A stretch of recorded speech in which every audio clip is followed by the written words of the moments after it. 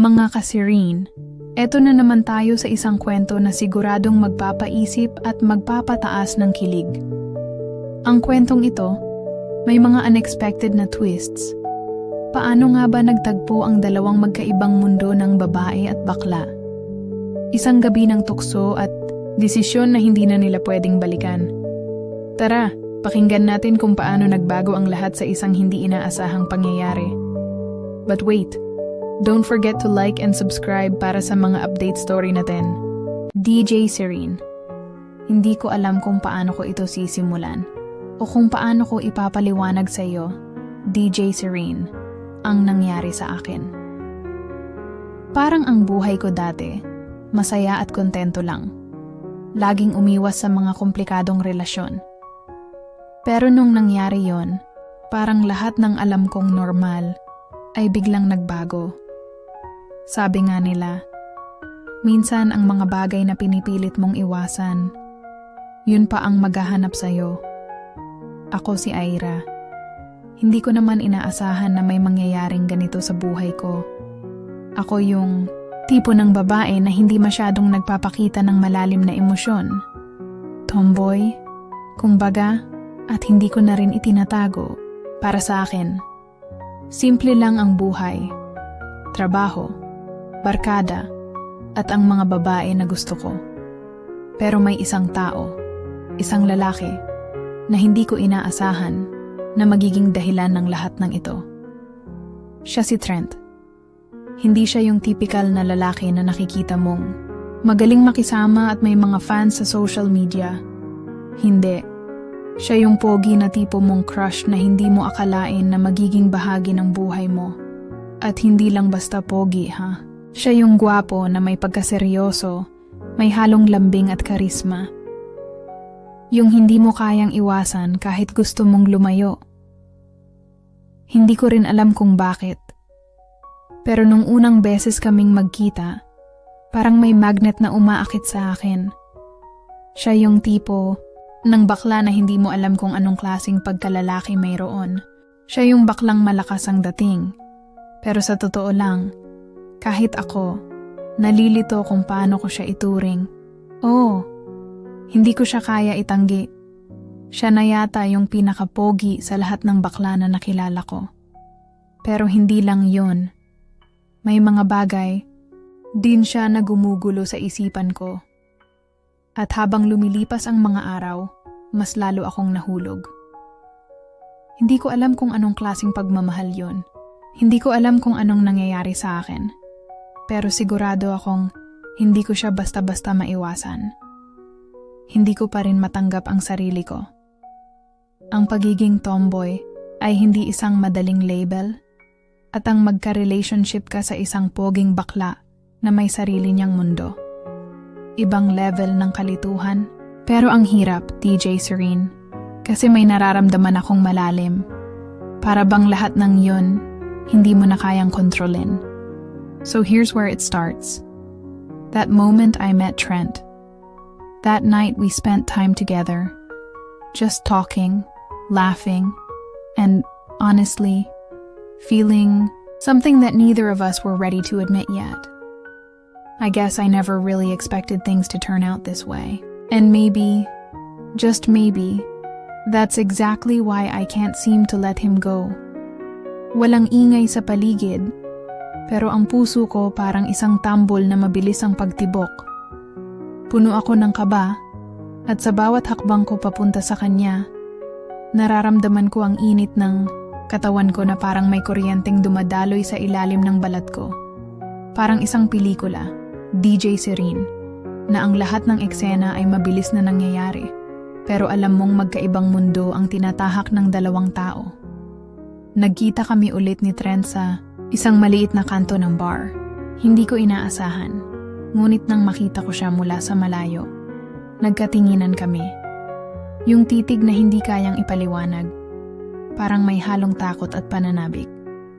Alam kong siya rin, hindi matanggap na may nararamdaman siyang kakaiba para sa isang tomboy tulad ko. Lumapit siya at bago ko pa man sabihin na, "Hi," siya na ang unang nagsalita. "Alam mo, Hindi ko pa rin ma-figure out kung anong nangyayari sa atin, sabi niya.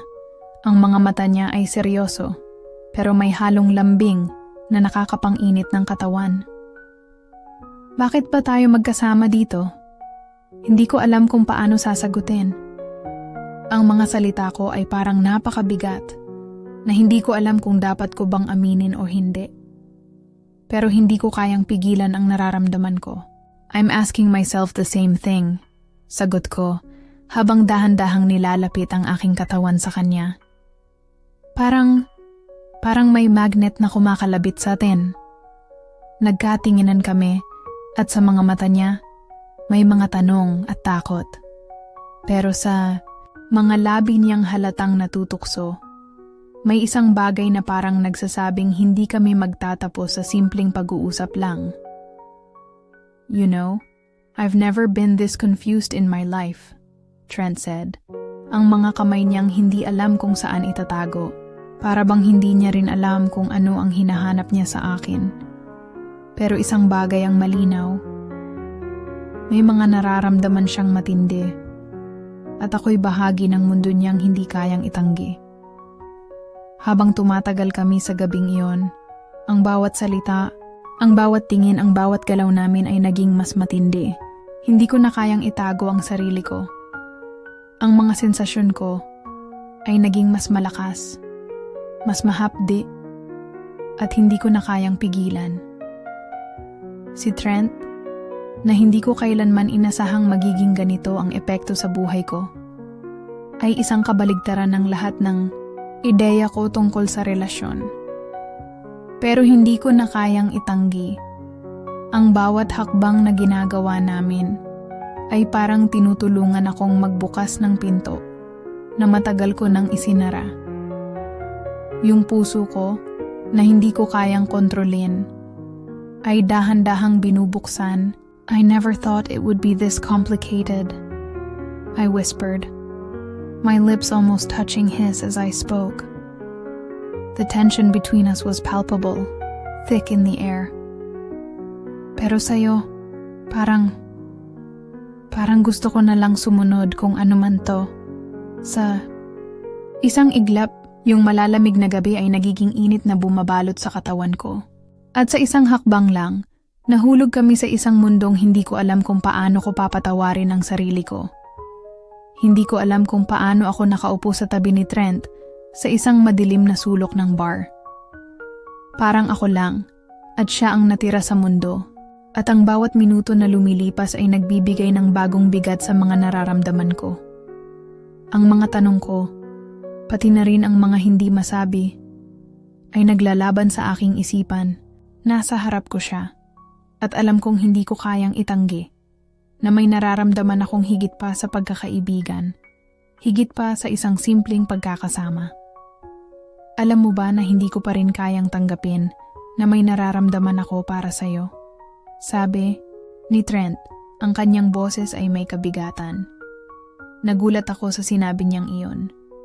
Ang mga salita niya, hindi ko alam kung anong ibig niyang iparating. Pero ramdam ko na may isang bagay siyang gustong sabihin na matagal na niyang itinatago. Ngunit, hindi ako makapagsalita agad. Yung katawan ko parang puno ng kuryente. At ang mga mata ko na naghahanap ng sagot sa kanya. Bakit? Tanong ko, medyo natatakot. Bakit hindi mo matanggap? Bumuntong hininga siya, ang mga kamay niya ay parang naguguluhan. Kasi Ira, hindi ko alam kung paano kita tignan. Alam mo naman, hindi ko inaasahan na magka-feelings ako sa isang tomboy.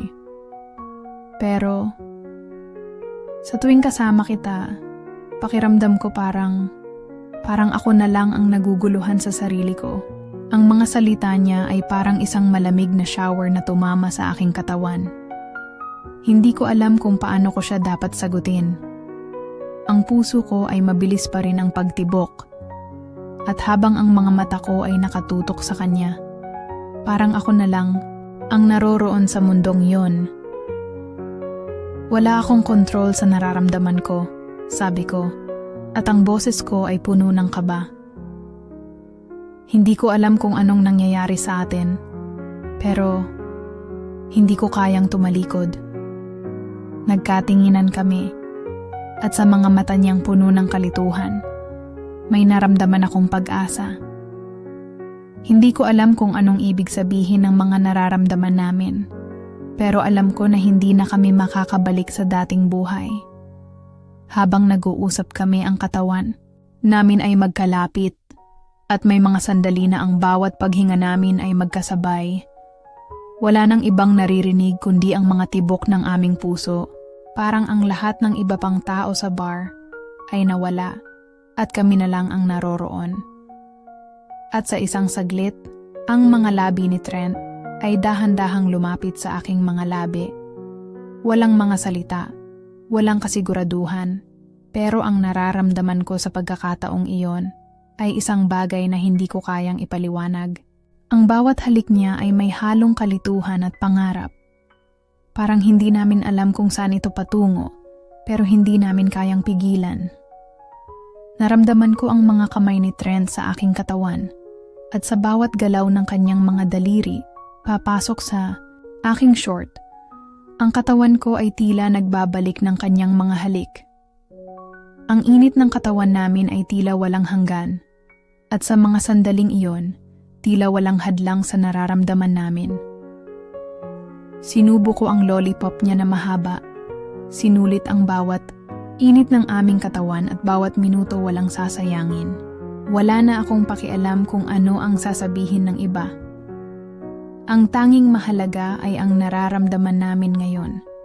Ngunit alam ko, hindi ito ang katapusan. Ang mga tanong ko sa aking sarili ay magpapatuloy. At ang mga susunod na hakbang na gagawin namin ay magdadala sa amin sa isang mundong puno ng kalituhan at pagnanasa. Pero isa lang ang sigurado, hindi kami makakabalik sa dati. Nasa tabi kami ng isang madilim na kanto, ang mga ilaw ng bar na parang malayo, at ang paligid ay hindi ko na alam kung anong nangyayari. Tanging kami na lang ni Trent. At habang ang mundo ay patuloy na umiikot, kami ay parang nasa isang bubble ng sarili naming kalituhan at pangarap. Trent, ang pangalan ko lang ang lumabas mula sa aking bibig. At sa tono ko, ramdam na ramdam ko ang kabog ng puso ko. Hindi ko alam kung anong nangyayari sa atin, pero hindi ko kayang itanggi. May nararamdaman akong malalim, at hindi ko na kayang pigilan. Bumangon siya mula sa pagkakaupo at tumingin sa akin. Ang mga mata niya ay punong-puno ng emosyon, parang may mga alon na dumadaan, at ang bawat saglit ay puno ng mga tanong. Ira, hindi ko alam kung paano ko tatanggapin ang nararamdaman ko. Ang boses niya ay malalim, puno ng takot at pagdududa. Ang hirap tanggapin, kasi hindi ko alam kung paano natin tatahakin ito. Ilang segundo ang lumipas bago ko siya nilapitan. Kung takot ka, Trent, okay lang. Ako rin takot. Iniangat ko ang kamay ko at dahan-dahang hinawakan ang kanyang pisngi para magkatitigan kami. Pero hindi ko kayang mawala ka sa buhay ko. Hindi ko kayang mawala ang nararamdaman ko. Tumatagilid siya ng konti. Parang may laban na nangyayari sa loob niya. At sa mga mata niyang hindi ko pa rin kayang basahin, may isang bagay na namutawi, pagkagulo. Ira, hindi ko alam kung paano tayo magiging okay. Ang hirap isipin ng mga tao kung malaman nila. Ang hirap kung anong ituturing nila sa atin. Ang kanyang mga salita ay puno ng kabiguan, na parang may takot sa hinaharap. Pero sa mga salitang iyon, naramdaman ko ang mas matinding koneksyon. Hindi ko alam kung paano ko siya matutulungan, pero gusto kong patunayan sa kanya na ang nararamdaman namin ay totoo. Hindi lang basta sandali ng kalituhan. Kung ang takot na lang ang humahadlang sa atin, sagot ko, baka naman kailangan nating matutong magtiwala sa isa't isa. Walang ibang makakaalam ng nararamdaman natin kundi tayo. Hindi tayo kailangan magtakot, Trent. Tahimik siya at ramdam ko ang bawat paghinga niya Tumagal kami ng ilang minuto nang walang kibuan. Ngunit sa bawat saglit, ang mga mata ko ay hindi matanggal kay Trent. Ang tanging naririnig ko ay ang tibok ng puso ko at ang tila lumalakas na tunog ng kanyang mga hakbang patungo sa akin. Ang hirap, Ira, sabi niya. Pero nararamdaman ko na hindi ko kayang mag-isa. Ang mga salitang iyon ay parang isang pinto na bumukas. At sa likod nito, may nakita akong isang uri ng pagsuko. Isang pagsuko na may kasamang pangarap at takot. Pero hindi ko na kayang pigilan pa. Lumingon ako at pinahiran ang mga mata niyang natutukso sa kalungkutan. Kung hindi mo kayang mag-isa, hindi ka na mag-isa, Trent. Ang mga salita ko ay dahan-dahang lumabas. Andyan ako. Hindi ko alam kung ano ang mangyayari, pero hindi ko hahayaang mawala ka. Hindi ko kayang mawalan ng ganitong pagmamahal at sa isang saglit, ang mga labi namin ay muling nagtagpo, hindi sa paraang inaasahan, kundi sa paraang magulo at puno ng pangarap. Hindi ko alam kung anong magiging kahihinatnan, pero ang bawat halik na ipinagkaloob niya sa akin ay nagbigay ng lakas ng sigla na hindi ko alam kung saan ko nahanap. Ang mga halik ni Trent ay hindi lang pagmamahal. Ang mga ito ay puno ng pangarap, takot, at ang hindi matukoy na bagay na magkasama kami. Wala nang ibang naririnig, kundi ang tibok ng aming mga puso. At habang lumalapit ang katawan niya sa akin, mas nararamdaman ko ang bigat ng nararamdaman ko. Hindi lang siya ang aking kasama, kundi siya na ang parte ng aking buhay. Hindi ko alam kung ano ang naghihintay sa amin, pero ang sigurado lang ako, DJ Serene, ay hindi ko na kayang mawala siya sa buhay ko. Nagising ako sa isang malamlam na umaga, at habang tinitingnan ko ang paligid, naramdaman ko na parang may malalim na pag-ikot sa aking dibdib. Puno ng tanong at mga kaisipan, hindi ko na alam kung paano ko ihahandle ang lahat ng nangyayari sa buhay ko. Ang mundo ko at si Trent ay magkaibang mundo, pero sa bawat pagtingin ko sa kanya, ramdam ko na ito na siguro ang nararapat para sa akin. Lumabas ako ng kwarto at nagpunta sa paborito kong kapehan.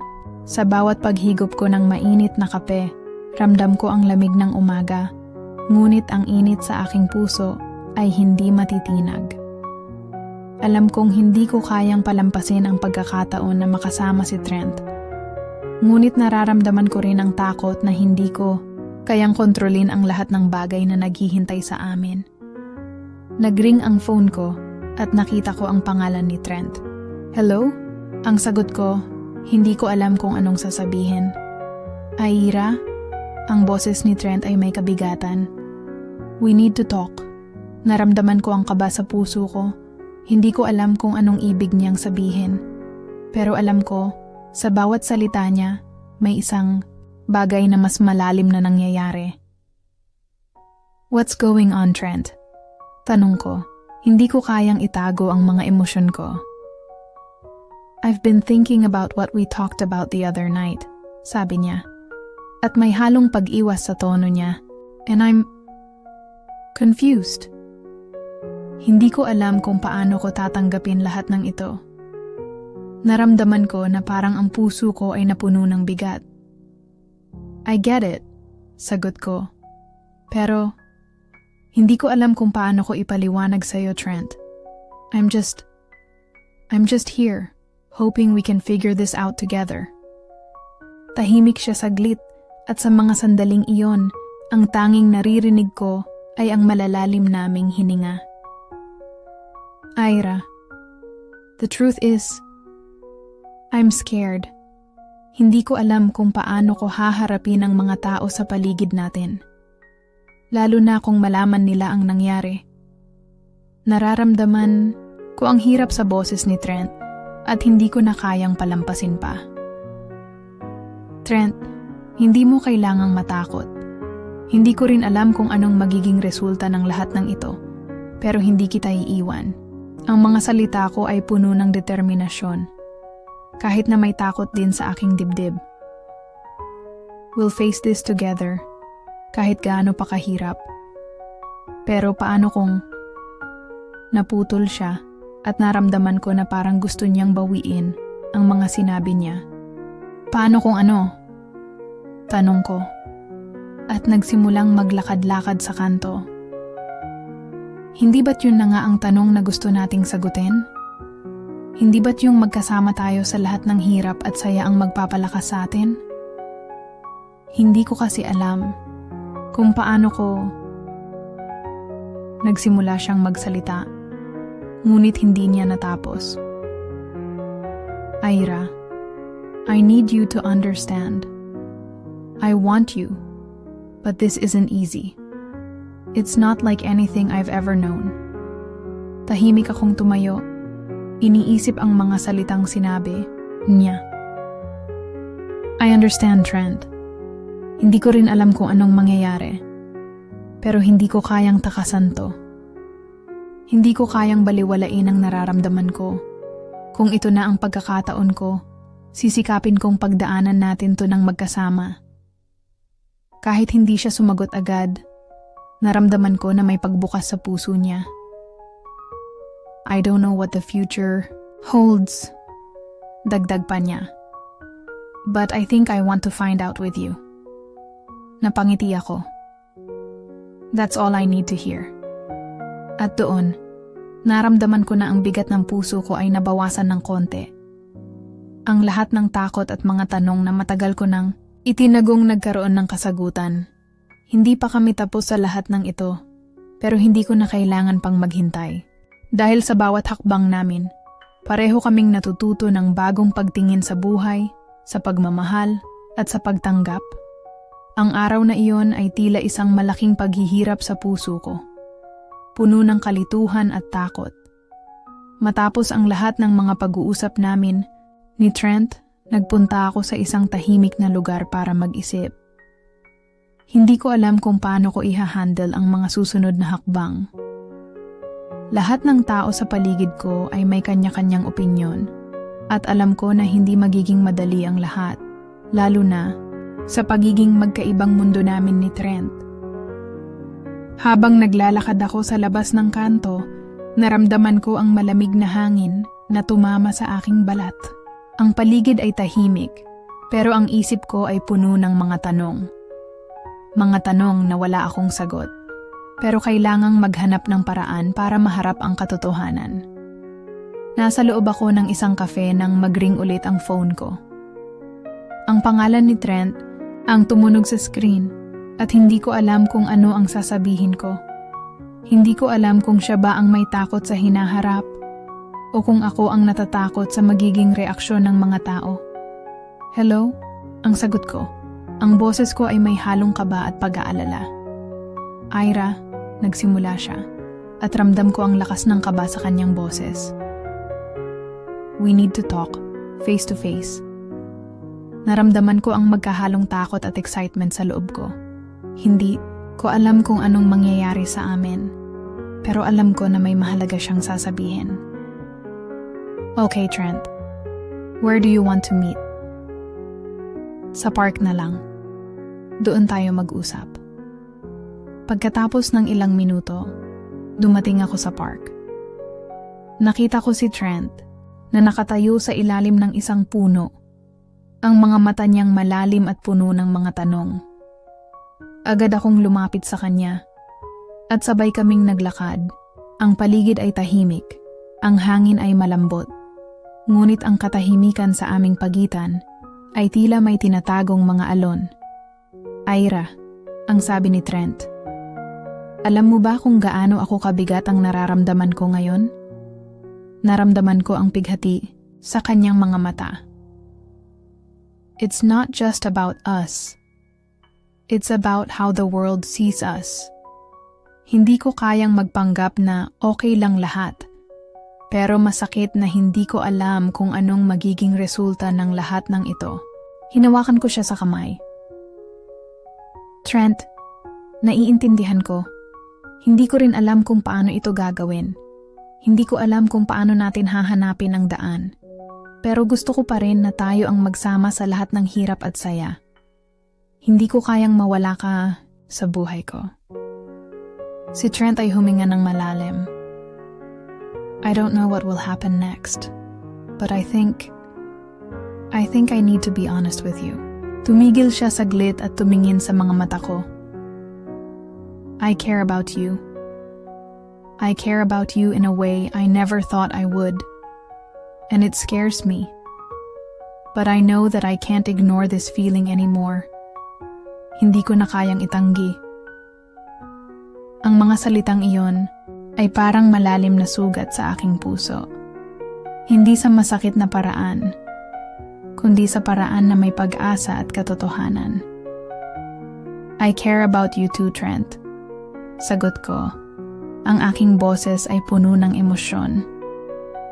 I'm not saying it's going to be easy, pero ang mahalaga is that we're doing this together. I'm not afraid of whatever comes next as long as you're with me.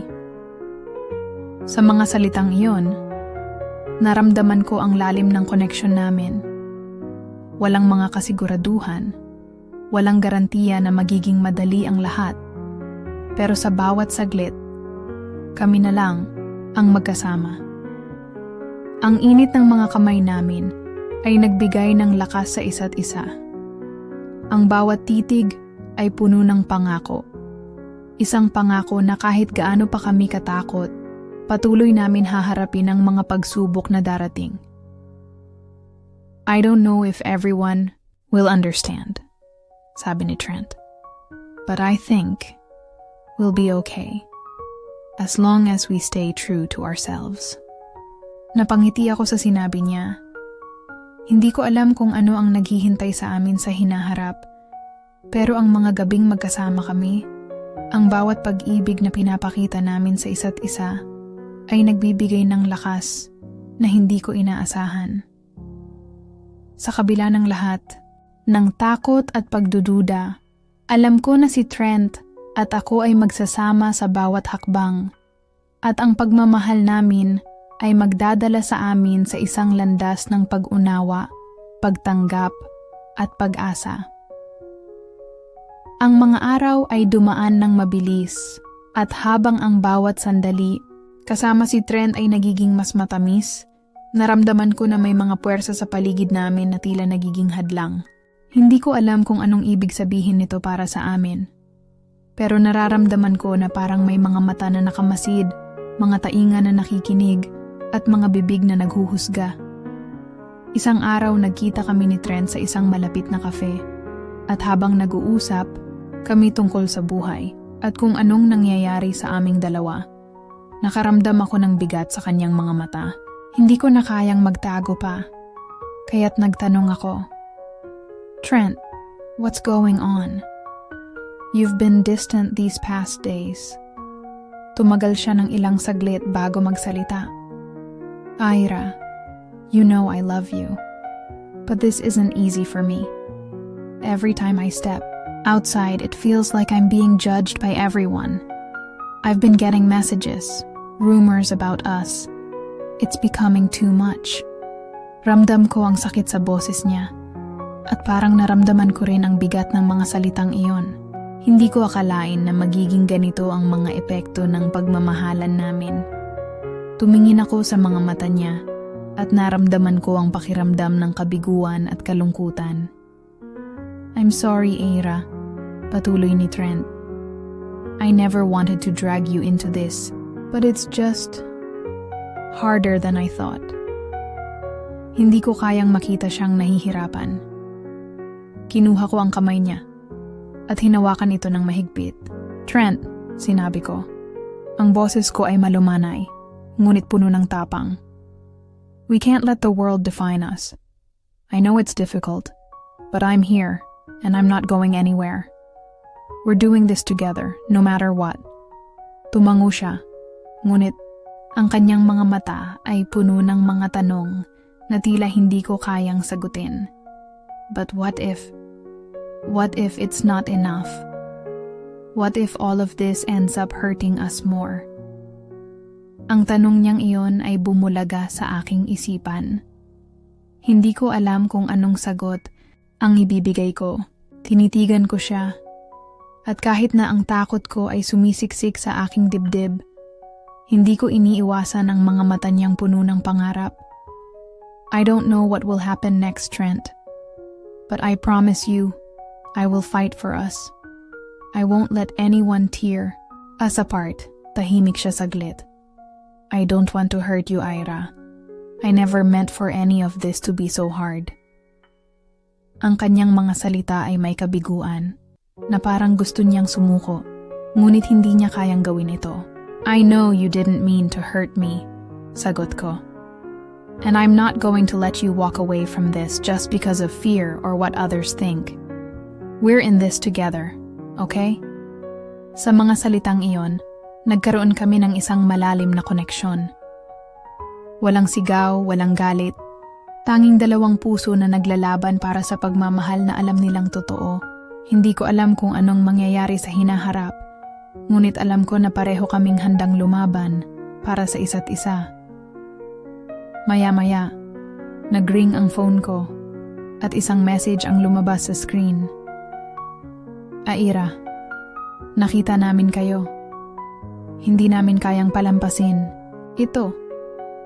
Kailangan mo nang magdesisyon. Gusto mong protektahan siya, pero hindi natin pwedeng takasan ng realidad. Naramdaman ko ang tensyon sa aking katawan. May mga tao palang nakatingin sa amin. Mga tao na akala ko ay mga kaibigan. Ngunit ngayon, may malalim na sugat sa bawat salitang ipinapadala nila. Sa kabila ng lahat ng ito, alam kong kailangan kong maging matatag. Hindi ko pwedeng ipagkait kay Trent ang pagmamahal ko. Hindi ko pwedeng ipagpalit ang pagmamahal namin sa takot na nagmumula sa mga tao na hindi nakakaintindi sa amin. Ira, sabi ni Trent. Anong gagawin natin? Hindi ko kayang makita kang masaktan dahil sa akin. Kinuha ko ang kamay niya at tinitigan siya ng matagal. Trent, I'm willing to fight for you, for us. Kung kailangan kong humarap sa mga tao na hindi maiintindihan, gagawin ko. Hindi kita iiwan. Ang mga mata ni Trent ay puno ng pasasalamat, pero may halong takot pa rin. But are you sure? Is it worth it? Hindi ko alam, sagot ko. Pero sa ngayon, ikaw ang alam kong gusto ko, kaya't hindi ko hayaan na mawala ito. Ang lahat ng mga pagsubok na dinaanan namin ni Trent ay parang nagiging bahagi na ng aming kwento. Isang kwento na puno ng sakit, saya, takot, at tapang. Ngunit sa kabila ng lahat ng iyon, sa huli, natutunan naming tanggapin ang isa't isa. Sa paglipas ng mga linggo at buwan, nakita ko na ang pagmamahal namin ay hindi na lang basta-basta. Ito ay isang matibay na ugnayan na hindi kayang sirain ng mundo, ng kahit anong pagsubok o ng mga paninira. Trent, do you think we'll ever have it all figured out? Tanong ko, ang boses ko ay puno ng tanong, ngunit ang tono ko ay tahimik at puno ng kasiyahan. Si Trent ay ngumiti, ang mga mata niya ay kumikislap sa ilalim ng liwanag ng buwan. No one really has it all figured out, Ira. But I think we have enough. We have each other. And that's all I need. Tinutok ko ang mga mata ko sa kanya. At sa mga salitang iyon, naramdaman ko ang isang matinding kagalakan sa puso ko. Hindi na namin kailangan ang mga sagot sa lahat ng tanong ng buhay. Hindi na namin kailangang alalahanin ang mga bagay na hindi kayang kontrolin. Sa ngayon, sapat na ang pagmamahal na mayroon kami. Me too, sagot ko. Ang boses ko ay puno ng pasasalamat at kapayapaan. You're all I need, Trent. And I wouldn't change a thing. Even with everything we've been through, we're still here. Together. Nagtaglay ng isang tawa si Trent at ang mga mata niya ay nagpapakita ng ligaya at pagsasama. Yes, we are. And I think that's what matters the most. We fought for this. We fought for us. Tumango ako At ang mga salitang iyon ay nagpatibay ng aming pananaw sa buhay. Hindi na namin kinailangang mag-alala tungkol sa mga bagay na wala kami o mga bagay na hindi kami kayang baguhin. Ang mahalaga sa amin ngayon ay kung ano ang meron kami. Isang pagmamahalan na hindi nasusukat ng iba. Isang relasyon na hindi matitinag ng mga paghuhusga. Do you think we'll make it through anything else? Tanong ko. Isang huling tanong na walang kinalaman sa takot o pangarap ng hinaharap. Isang tanong na nagmumula sa kalaliman ng puso ko. I know we will, sagot ni Trent. At nakita ko sa kanyang mga mata ang buong paniniwala at tapang. Because we're in this together. And that's enough for me. At sa mga salitang iyon, naramdaman ko ang lahat ng bigat ng takot na nawala. Nawala na ang mga tanong tungkol sa hinaharap, ang mga agam-agam tungkol sa kung ano ang mangyayari bukas.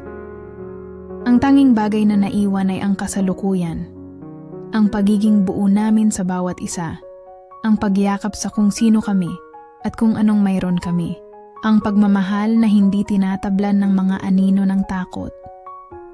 Habang ang hangin ay malamig at ang mga alon ng dagat ay patuloy na dumadaloy, natutunan namin ni Trent na ang tunay na kaligayahan ay hindi laging makikita sa mga material na bagay o sa kung anong iniisip ng iba.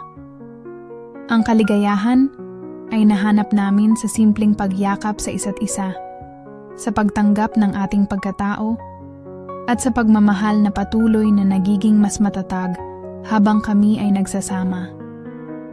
Sa huli, walang makakapigil sa atin. Sabi ko, ang mga mata ko'y puno ng matamis na kaligayahan. Tayo lang, Trent. Tayo lang. Ngumiti siya at ang mga kamay niya ay humawak sa akin. Tayo lang, Ira. Wala nang iba. At sa mga sandaling iyon, natutunan namin na ang pagmamahal ay hindi laging madali, ngunit ito ay laging matutunan. Sa huli, ang tanging mahalaga ay kung anong mayroon kami at sa amin, sapat na yon. Sa bawat araw na lumilipas, sa bawat hakbang na tinatahak namin, natutunan naming yakapin ang bawat isa at tanggapin ang lahat ng aspeto ng aming buhay. Ang pagmamahal namin ay sapat na at yun ay magdadala sa amin sa bawat bukas.